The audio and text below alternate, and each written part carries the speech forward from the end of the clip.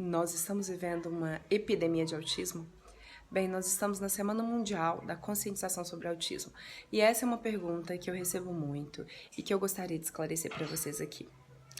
Bem, nós não estamos vivendo uma epidemia de autismo, até porque autismo não é doença para a gente ter uma epidemia relacionada a ele. Autismo é diferença de neurodesenvolvimento, né? É uma neurodivergência. Pessoas que funcionam, que têm um cérebro, que têm um funcionamento diferente dos demais. Apesar disso, fato é, nós estamos vivendo sim um maior número de diagnósticos de autismo. E aí a comunidade científica acredita que existem dois motivos pelos quais nós estamos enfrentando toda essa mudança no diagnóstico. O primeiro e mais óbvio é o maior acesso à informação. Maior divulgação de informação, as pessoas sabem mais sobre autismo, elas sabem mais o que é autismo, elas leem mais, elas têm instrumentos de pesquisa melhores, a internet está aí, redes sociais, né?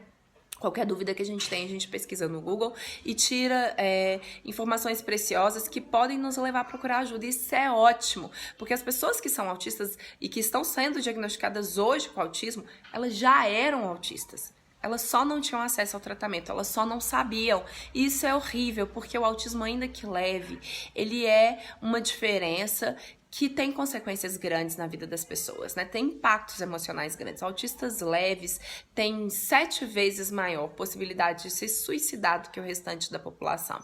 Isso muitas vezes por uma dificuldade de encaixe, de aceitação, comorbidades como depressão, transtorno do pânico e outras, né, que são associadas aí ao quadro. Então, esse maior número de informação, essa informação mais expressiva e de maior qualidade é super importante para a gente ter o aumento do diagnóstico do autismo. Mas não é só isso. A comunidade científica acredita que os casos de autismo estão aumentando. Sim, não por epidemia, mas por uma coisa que se chama epigenética. A epigenética, né, em termos bem superficiais e de uma forma bem simples, é quando o meio influencia na expressão genética. Então, nosso estilo de vida, o que a gente come, o que a gente faz, o que a gente sente acaba criando proteínas que levam aquele gene que já estava lá ser ativado e se manifestar em diversas formas, uma delas o autismo. Várias doenças mesmo, né, embora o autismo não seja doença, mas várias doenças e várias condições tem como pano de fundo a epigenética e cada vez mais os cientistas acreditam, embora essa informação ainda não tenha sido validada com expressividade na comunidade científica, é um dos fatores que os cientistas de fato acreditam que seja responsável pelo aumento dos casos de autismo. Polly, mas e aí, o que fazer? Como me prevenir, então? Como eu posso prevenir que o autismo aumente ou que meu filho tenha autismo, né? Porque a gente sempre, como mãe e pai, a gente não quer que os filhos vivenciem situações que sejam desafiadoras em nenhum nível. E o autismo, sim, é uma deficiência para muitos aspectos, embora também seja carregado de habilidades específicas e que são necessárias para o mundo, como a gente conhece, funcionar, né? Quando esse autista, ele consegue viver adequadamente nesse mundo. Não adequadamente no sentido de se adequar, mas no sentido de usar as habilidades dele sem maiores dificuldades.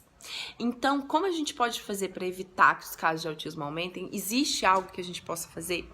No momento não, tá, gente? Não existem respostas da comunidade científica no sentido de dizer assim, essa ou aquela questão fez aumentar o caso de autismo. Então, a gente não tem respostas sólidas sobre o que está fazendo aumentar, o que está fazendo o gene do autismo ascender, o gene do autismo que já estava lá na gente se manifestar. A gente não sabe isso. A gente tem alguns indícios, algumas pesquisas que estão levantando aí alguns indícios, como o uso de agrotóxicos nos alimentos, né? Então, uma alimentação que é carregada de veneno, porque agrotóxico, na verdade, é veneno. Idade materna ou paterna, né, bem avançada, pessoas que são pais mais velhos, ou então estresse ou depressão na gravidez, uso de alguns medicamentos, algumas condições que a mãe já tem, né, como doenças imunológicas. Tudo isso a gente acredita, a comunidade científica acredita que possa estar aumentando sim a expressão genética para o autismo. Mas a pergunta de $1 milhão é justamente o que e exatamente o que está fazendo a genética do autismo abrir e se manifestar. A gente não tem essas respostas. O que a gente sabe é que provavelmente isso acontece no útero materno. Tá? Porque a pessoa já nasce autista. Então, isso acontece no útero materno. E aí, a recomendação é a recomendação da vovó. Tenha uma vida mais próxima com o que sua avó disse que você tinha que ter.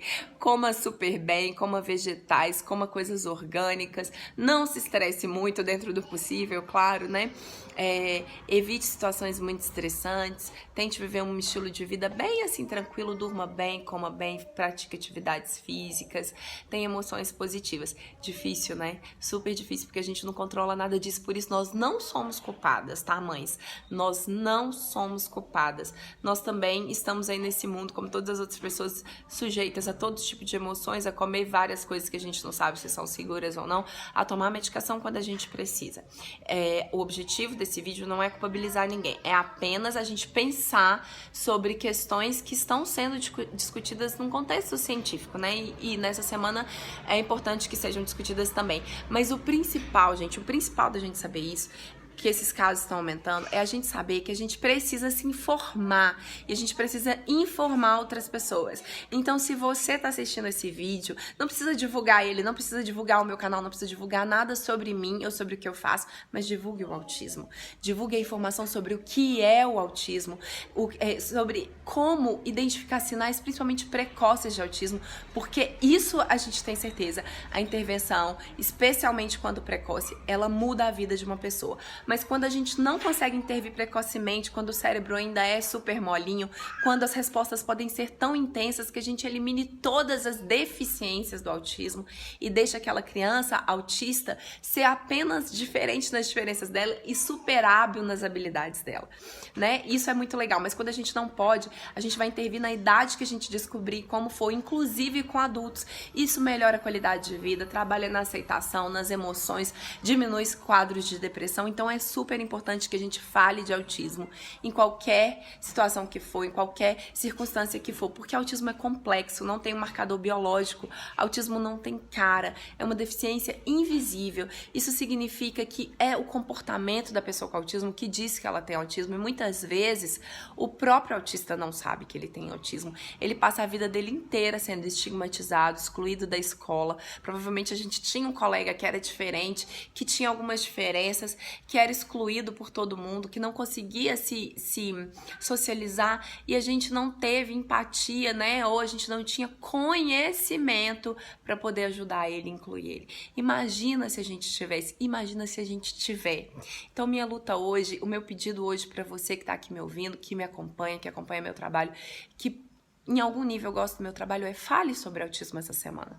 Explique para as pessoas que autismo é uma diferença do neurodesenvolvimento que traz deficiências de comunicação social, de interação social, de reciprocidade social. Que é uma deficiência que traz uma diferença, que traz interesses muito específicos e estereotipados, movimentos motores considerados estranhos, como balançar os braços, pular, girar no próprio lugar, um brincar sempre repetitivo, né? E uma dificuldade que é muito variável dentro do espectro, que pode ser extremamente comprometedora ou bem leve, quase funcional, porém sempre vai ser uma limitação. E ao mesmo tempo as pessoas com autismo não têm só deficiências, elas têm habilidades muito incríveis e importantes para o mundo como a gente conhece. Como diria a Temple Grandin, se não fosse o autismo, até hoje nós estávamos ao redor das fogueiras, lá nas cavernas, socializando. Se todo mundo gostasse de bater papo, de socializar, imagina quem ia ter inventado a roda. Imagina quem ia ter pensado, cara, mas será que não dá pra fazer fogo de um jeito diferente? Ou fazer uma espada, ou inventar uma faca pra cortar alguma coisa? Quem teria inventado a tecnologia? Se não fosse pessoas dedicadas, com um olhar diferente, pessoas que são programadas para ter um olhar diferente sobre o mundo. Sim, o autismo é responsável pelo mundo como a gente conhece. E isso é, sim, maravilhoso nesse aspecto, né? O importante é que a gente consiga lidar com as dificuldades e ajudar que eles sejam os mais funcionais possíveis. possível. Esse é o meu desejo para hoje, esse é o meu desejo para sempre. Um mundo acolhedor, empático e neurodivergente.